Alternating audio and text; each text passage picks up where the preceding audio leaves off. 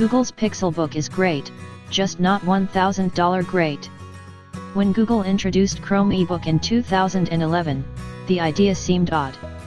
A computer that does essentially nothing offline? Undeterred, companies soon started selling these cheap, plastic PC/Mac alternatives. Not wanting Chromebook to be known as second-rate hardware, a familiar curse Android suffered in its early years, Google took it upon itself to show the world that Chromebooks could be productive and premium. So in 2013, the world received the Pixel, followed by an updated version in 2015. Now, 2 years later, Google's unleashing its third attempt, the Pixelbook. Like the Pixel's original vision, the Pixelbook strives for premium hardware in aluminum, glass, and silicone amalgamation that hangs tough with the finest Macs money can buy. It's even got a few new tricks compared to its aging ancestors. But while Google showcases that it has hardware chops, the Pixelbook is only really enticing for Google fans. The Pixelbook is a good-looking Chromebook in a field of devices that usually sacrifice design for price. You might find some nice ones from Samsung or HP, but Pixelbook is almost double the cost of even those top-of-the-line machines. The most eye-catching thing about the Pixelbook is its size. It packs a lot of power in a really tiny package. That fanless Core i5 processor is somehow packed inside a laptop that's less than half an inch thick. But even calling it a laptop isn't doing the Pixelbook justice, because this thing can contort itself in a couple different positions thanks to a 360-degree hinge that almost turns this thing into a tablet. I say almost because if you ever used a tablet, you'll find the Pixelbook doesn't quite deliver on the promise. The biggest problem? Weight. While the Pixelbook might look minuscule, its aluminum and glass skeleton packs on some pounds, 2.4 pounds in fact. While that might not sound like much, it's almost half a pound more than a MacBook, and nearly 1.5 pounds more than a 12.9-inch iPad Pro. When I'm not testing Pixelbooks, I'm usually using an iPad Pro for reading, taking notes, and playing a few games. Doing these activities with a Pixelbook is physically demanding, whereas an iPad is so light I barely notice it. You can also feel the keyboard on your fingers as you hold the Pixelbook in tablet mode, which is a minor tactile annoyance but one that wears on you over time. The flexible hinge is a nice feature, and it works pretty well when you just want to watch Netflix in tent mode, but much like Microsoft's Surface, it's its least appealing quality. Of course, in whatever mode you're using it in, the Pixelbook looks very nice. With a simple, clean design along with a two-tone color scheme and glass/silicone material accents, this thing looks damn picturesque when sitting on your desk. While basking in Apple-like design, I miss some of Google's playfulness with its original Pixel, like the multicolored light bar that could also show you battery charge. But the Pixelbook is adequately different from Apple, despite its overabundance of aluminum. If you're ready to pay $1,000 for a Chromebook, you won't be disappointed when it comes to looks, but you might be when it comes to everything else.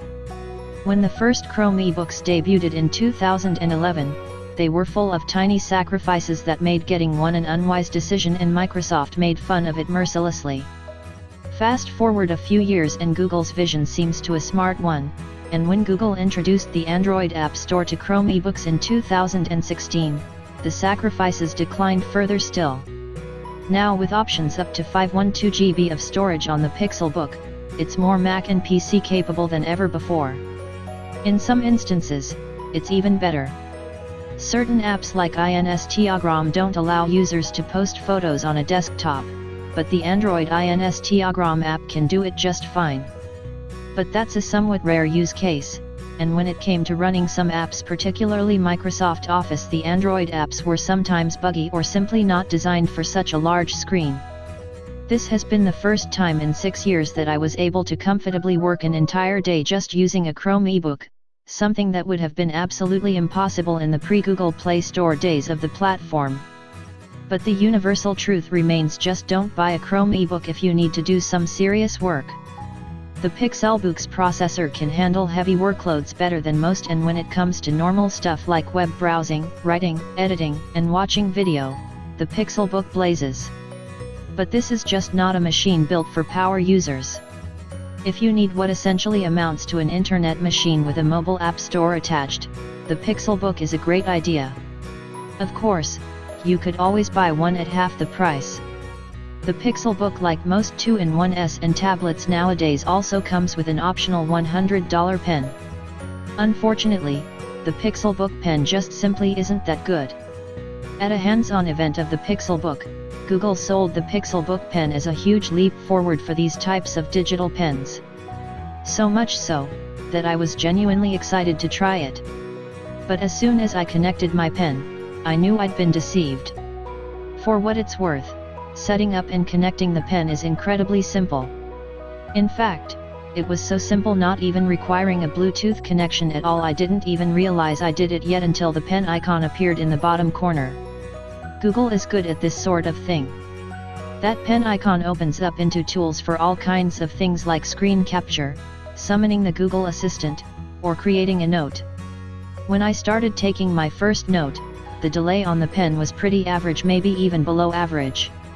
Although I might be someone spoiled by the pencil technology in the Apple Pencil and the new Remarkable tablet, which is really good, Google's pen was just middle of the road, somewhat responsive yet somewhat delayed.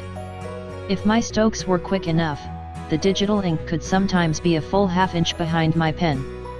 As something for an artist or a frantic note-taker, this pen just wouldn't cut it. Future software updates might improve this, but for now, it leaves you wanting. Google also didn't even include any kind of magnetic system to help you keep track of that pen, and it's also not rechargeable. Of course, the pen has other tricks as well. Its biggest one is that it works in tandem with the Google Assistant, which might be the Pixelbook's most standout feature. For example, if you're online and you circle an image while holding down the button on your pen, Google will immediately analyze that image and provide more information. The machine learning and machine vision at work here is really impressive, but the feature still feels gimmicky. Nice when you have it, but the moments when it's actually useful will likely be few and far between. It's certainly not worth buying $1,000 device, and I'm not sure if it's even worth the $100 pen. But the heart and soul of the Pixelbook, and really all of Google's hardware in the past year, is the Google Assistant. The friendly AI tucked inside Google's suite of home products and also in its lineup of Pixel phones, Google Assistant is front and center on the Pixelbook as well. There's even a hardware key, located between the Control and Alt keys, that will summon the Assistant directly. Apple and Microsoft do this as well, with Siri and Cortana, but Google's integration with the software, as well as it being just generally more intelligent and useful, is the one truly awesome benefit of the Pixelbook. And that benefit only multiplies if you are locked into Google's ecosystem in any significant way. Chromebook has come a long way from its humble beginnings, and now with the Google Play Store and the Google Assistant, it's a more powerful platform than ever before, but that doesn't mean you need to buy a Pixelbook.